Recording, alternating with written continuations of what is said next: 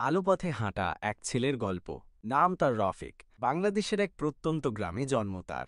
চারদিকে সবুজ ধানের ক্ষেত, কাঁচামাটির রাস্তা আর সন্ধ্যাবেলায় ঝিঁঝি পোকার ডাক।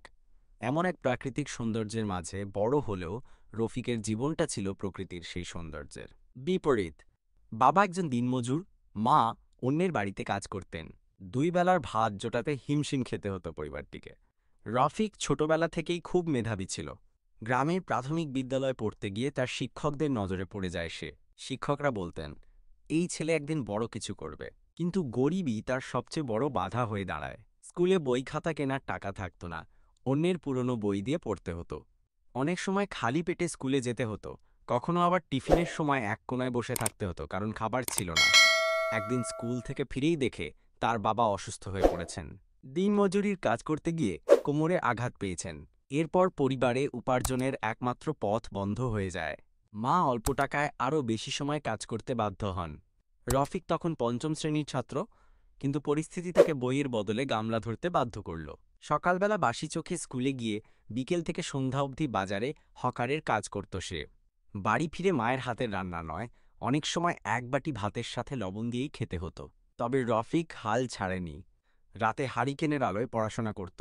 তার মায়ের একটাই স্বপ্ন ছিল, ছেলেটা যেন আমাদের মতো না হয়, লেখাপড়া শিখে মানুষ হয়। এই কথাগুলো রফিকের মনে গেঁথে গিয়েছিল। তাই যতই কষ্ট হোক, সে লেখাপড়ার সাথে আপোষ করেনি। জেএসসি পরীক্ষায় সে স্কুলে প্রথম হয়। সবাই অবাক হয়, এমন কষ্টের মধ্যেও এমন রেজাল্ট। শিক্ষকরা সাহায্যের হাত বাড়িয়ে দেয়। কেউ বই দেয়, কেউ ফি মাফ করিয়ে দেয়।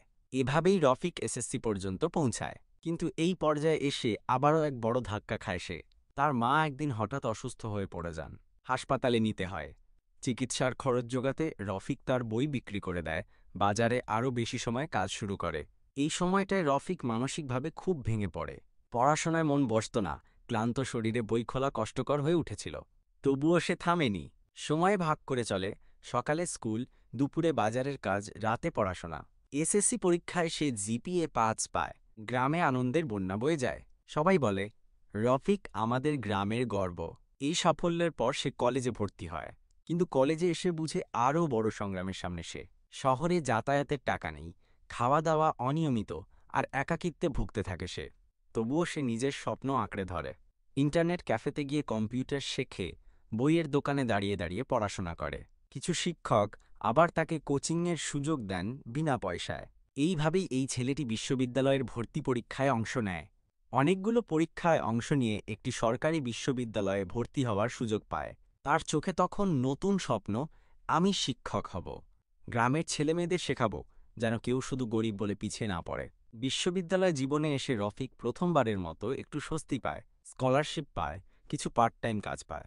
মাকে হাসপাতালে দেখিয়ে আনে, বাবার চিকিৎসা করায়, বাড়িতে টাকা পাঠাতে শুরু করে, আর নিজের পড়াশোনা চালিয়ে যায় নিষ্ঠার সাথে। ৪ বছর পর সেই গরিব ঘরের ছেলে গ্র্যাজুয়েট হয়, প্রথম শ্রেণীতে উত্তীর্ণ হয়। এরপর বিসিএস পরীক্ষায় অংশ নেয়। কঠিন সংগ্রামের ফল মেলে, সে প্রথমবারেই উত্তীর্ণ হয় এবং শিক্ষক ক্যাডারে নিয়োগ পায়। গ্রামে ফিরে আসে সে সরকারি কলেজে শিক্ষক হয়ে। সেদিন গ্রামের মানুষ তাকে ফুল দিয়ে বরণ করে নেয়।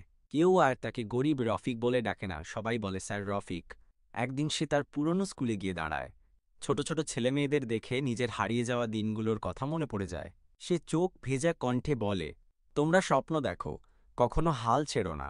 গরিব হওয়া লজ্জার নয়, যদি তুমি মনের দিক থেকে ধনী হও।